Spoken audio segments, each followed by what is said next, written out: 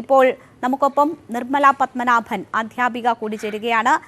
ശ്രീമതി നിർമ്മല പത്മനാഭൻ, പുതിയ ബജറ്റ് അവതരിപ്പിക്കപ്പെട്ടിരിക്കുകയാണ്. സാമൂഹികമായും സാമ്പത്തികമായും ഉള്ള സാഹചര്യങ്ങളുമായി ബന്ധപ്പെടുത്തി നോക്കുമ്പോൾ എങ്ങനെയാണ് താങ്കൾക്കത് മനസ്സിലാകുന്നത്?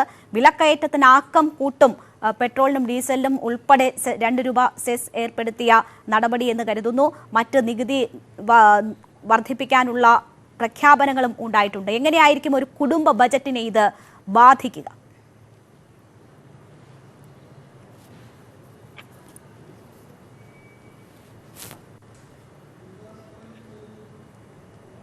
ശ്രീമതി നിർമ്മല പത്മനാഭൻ കേൾക്കാമോ?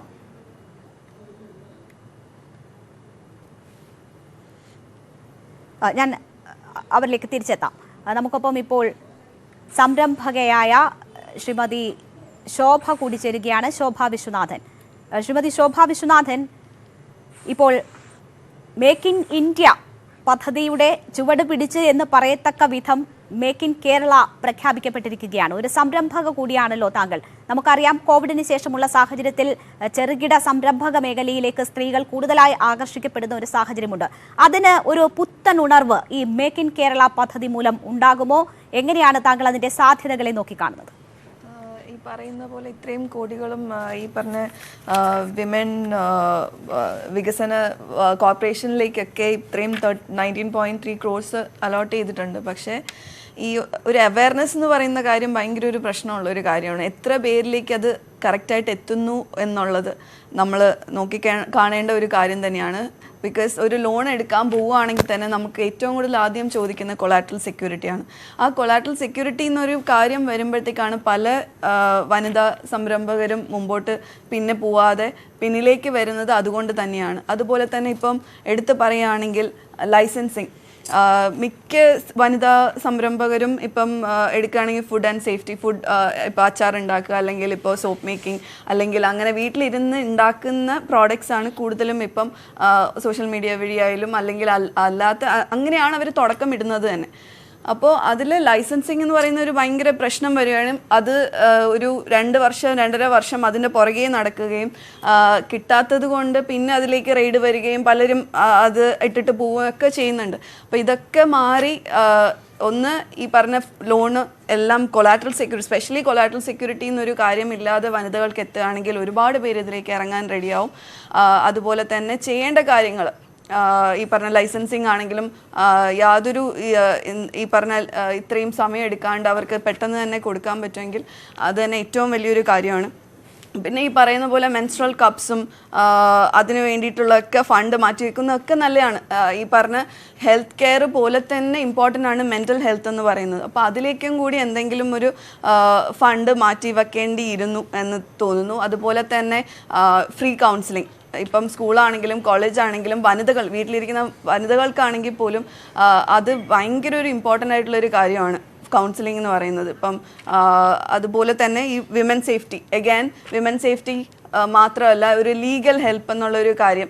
ഒരുപാട് പേര് ഡൊമസ്റ്റിക് വയലൻസിലേക്ക് കടന്നു പോകുന്ന ഒരു സാഹചര്യമാണ്. അപ്പോൾ ഒരു ലീഗൽ ഹെൽപ്പ്, ഒരു ഫ്രീ ഹെൽപ്പ് അതിന് സോഷ്യൽ ജസ്റ്റിസ് ഡിപ്പാർട്ട്മെൻറ്റിൽ നമ്മൾ പോയാൽ തന്നെ ഒരുപാടധികം നമുക്ക് ഹെൽപ്പ് കിട്ടുന്നില്ല. അപ്പോൾ അങ്ങനെ ഒരു സിസ്റ്റം എന്തായാലും വരേണ്ട ഒരു കാര്യമാണ്. പിന്നെ എടുത്തു പറയേണ്ട ഒരു കാര്യം എന്ന് പറഞ്ഞാൽ, ഇപ്പോൾ ഈ ഇലക്ട്രിസിറ്റിയുടെ ഇത് കൂട്ടിയത്, ഇതെല്ലാം നമ്മളെ ഭയങ്കരമായിട്ട് എഫക്റ്റ് ചെയ്യുന്ന കാര്യമാണ്. അറ്റ്ലീസ്റ്റ് വനിതകൾക്ക് വേണ്ടിയിട്ടെങ്കിലും ഒരു വനിതാ സംരംഭകർക്ക് വേണ്ടിയിട്ടെങ്കിലും ഒരു കൺസിഡറേഷൻ അതിൽ കൊടുക്കേണ്ടിയിരുന്നു. പക്ഷെ എന്നാലും പോലും ഇങ്ങനൊരു ഇനിഷ്യേറ്റീവ് ഒരു പോസിറ്റീവ് ഒരു ഇനിഷ്യേറ്റീവ് തന്നെയാണ്. അത് എക്സിക്യൂഷൻ പാർട്ട് വരുമ്പോൾ അത് നന്നായി പോയാൽ അത് എല്ലാവർക്കും അത് ഗുണകരമാവുമെന്ന് വിശ്വസിക്കുന്നു. കൈത്തറീനെ പറ്റി എടുത്തു പറയുകയാണെങ്കിൽ, ബിക്കോസ് ഞാനൊരു സോഷ്യൽ ഓൺട്രപ്രനറും ഒരു ഡിസൈനറും അതിനോടൊപ്പം ഒരു പ്രൗഡ് വീവറും കൂടിയാണ് ഞാനിപ്പോൾ. അപ്പോൾ എടുത്തു പറയേണ്ട ഒരുപാട് കാര്യങ്ങളുണ്ട്. കൈത്തറി മേഖലയെ പറ്റി എടുത്തു പറയുകയാണെങ്കിൽ, കോവിഡിനും അതുപോലെ തന്നെ ഫ്ലഡിനും കോവിഡിനും ശേഷം ഏറ്റവും കൂടുതൽ ഒരു ബൂം കിട്ടിയ ഒരു ഇൻഡസ്ട്രി എന്ന് പറഞ്ഞാൽ കൈത്തറി മേഖല തന്നെയാണ്. പക്ഷേ കൈത്തറി മേഖലയിലേക്ക് ഇപ്രാവശ്യം ഇട്ടിരിക്കുന്ന ബഡ്ജറ്റ് കുറച്ച് ഡിസപ്പോയിൻറ്റഡ് ആണ്. ഒരു 33 ലക്ഷത്തോളം കുറവാണ് നമുക്കത് വന്നിരിക്കുന്നത്. അതിനെ എടുത്ത് പറയുകയാണെങ്കിൽ അതെന്തുകൊണ്ടെന്ന് മനസ്സിലാവുന്നില്ല. ബിക്കോസ് ഒരു ഇൻഡസ്ട്രി നമ്മൾ ബൂം ആവണം അല്ലെങ്കിൽ ഒരു ഗ്രോത്ത് വരികയാണെങ്കിൽ അതിലേക്ക് കൂടുതൽ നമ്മൾ ഇൻവെസ്റ്റ് ചെയ്യുകയാണ് വേണ്ടത്, അല്ലാതെ അത് വെട്ടിക്കുറയ്ക്കുകയല്ല വേണ്ടത്.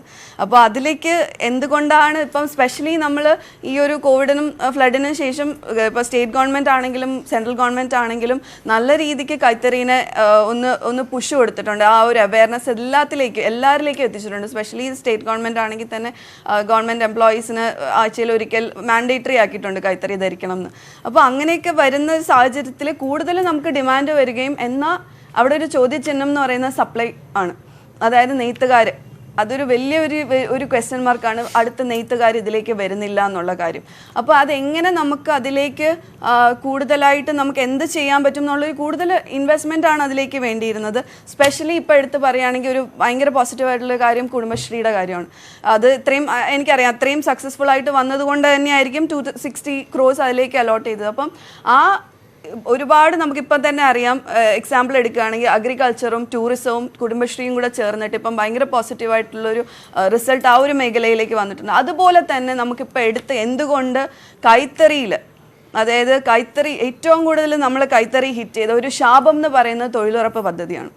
ഇതിനകത്ത് ഏറ്റവും കൂടുതൽ ഉണ്ടായിരുന്ന നെയ്ത്തുകാർ അതിലേക്ക് പോകുന്നത് എന്തുകൊണ്ടെന്ന് വെച്ചാൽ സാലറി. ഒബ്വിയസ്ലി അതൊരു 318 രൂപ ഒരു കൈത്തറി അല്ലെങ്കിൽ ഈ പറഞ്ഞ തൊഴിലുറപ്പിന് പോയി കഴിഞ്ഞാൽ കിട്ടും. മറ്റതൊരു 250 രൂപ, ഒരു രാവിലെ മുതൽ വൈകിട്ട് വരെ ജോലി ചെയ്ത് കഴിഞ്ഞാൽ 250 രൂപ 300 രൂപയാണ് ഒരു നെയ്ത്തുകാരന് കിട്ടുന്നത്. അതും സ്ഥിരമായിട്ട് അവർക്ക് സാലറി കിട്ടുന്നില്ല. ഒരു 2 മാസം ഒക്കെ ഡിലേ ചെയ്തിട്ടാണ് അവരുടെ പാവപ്പെട്ട നെയ്ത്തുകാർക്ക് കിട്ടുന്ന സാലറി പോലും അത്രയും വൈകിട്ടാണ്. അപ്പം എന്തുകൊണ്ടും ഈ പറഞ്ഞ ഇതിൽ നിന്നും മാറി ഒരുപാട് പേര് അതിലേക്ക് മാറിപ്പോയിട്ടുണ്ട്. അതിനെ തിരിച്ചു പിടിക്കണമെങ്കിൽ നമുക്ക് ചെയ്യേണ്ട ഒരു കാര്യം എന്ന് പറഞ്ഞാൽ, ഏറ്റവും നല്ലൊരു കാര്യം എന്ന് പറഞ്ഞാൽ കുടുംബശ്രീനെയും ഇത്രയും ഓൾറെഡി അവർക്ക് അലോട്ട് ചെയ്ത് കഴിഞ്ഞു. അപ്പം കുടുംബശ്രീനെയും നമ്മുടെ നെയ്ത്തുകാരെയും കൂടി ഒരുമിച്ച് നിർത്തിക്കൊണ്ട് ഒരുപാട് പേർക്ക് ട്രെയിനിങ് കൊടുത്തുകൊണ്ട് സ്ത്രീകളെ ഇതിലേക്ക് കൊണ്ടുവരണം, നെയ്ത്തിലേക്ക് കൊണ്ടുവരണം. ഒരു മിനിമം ഒരു ദിവസം അവർക്ക് 600 രൂപ അല്ലെങ്കിൽ ഒരു 700 രൂപ കിട്ടത്തക്ക രീതിയിലേക്ക് മുകളിലേക്ക് പോവുകയാണെങ്കിൽ എന്തായാലും നമ്മുടെ കൈത്തറീനെ മുമ്പിലേക്ക് നമുക്ക് ഒരുപാട് കൊണ്ടുപോകാൻ പറ്റുമെന്ന് ഞാൻ വിശ്വസിക്കുന്നു. അതിനോടൊപ്പം തന്നെ ഞാൻ ഈ പറഞ്ഞതുപോലെ ഒരുപാട് കാര്യങ്ങൾ എടുത്ത് എനിക്ക് പറഞ്ഞേ പറ്റുള്ളൂ. ബിക്കോസ് വേറെ ആരും സംസാരിക്കാനില്ലാത്തത് കൊണ്ടാണ് ഞാൻ തന്നെ വന്ന് എനിക്ക് നെയ്ത്തുകാർക്ക് വേണ്ടിയിട്ട് ഇത് സംസാരിക്കണം എന്ന് ഞാൻ വിശ്വസിക്കുന്നത്. സാലറി ഞാൻ പറഞ്ഞില്ലേ, മാസം കിട്ടേണ്ട വേതനം അവർക്ക് കിട്ടുന്നില്ല. പ്രൊഡക്ഷൻ ഇൻസെൻറ്റീവ് 4000 രൂപയാണ് പെർ മന്ത് കിട്ടുന്നത്. 19 മുതൽ 23 വരെ അവർക്കത് കിട്ടിയിട്ടില്ല. റിബേറ്റ്സ് ഇപ്പോൾ ഉള്ളത് കിട്ടുന്നുണ്ട്, പക്ഷേ 10 മുതൽ 18 വർഷത്തോളം ഉള്ള 2009 മുതൽ 2017 വരെ അവർക്കുള്ള റിബേറ്റ്സ് ഇതുവരെയായിട്ടും അവർക്ക് കിട്ടിയിട്ടില്ല എന്നുള്ളൊരു കാര്യമാണ്. പ്രൊഡക്ഷൻ ഡെവലപ്മെൻറ്റ് അസിസ്റ്റൻസ് 2% ആണ്. അത് 5 വർഷമായിട്ട് അവർക്ക് ഇന്നേ വരെ അത് കിട്ടിയിട്ടില്ല.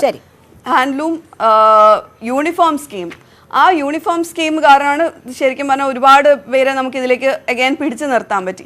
എന്നാൽ പോലും അതിൽ 5% ടാക്സ് എന്ന് പറയുന്നത് റീഫണ്ടബിൾ ആണ്. ഇന്നേ വരെ ഒരു 7 വർഷമായിട്ട് അത് അവർക്ക് കിട്ടിയിട്ടില്ല.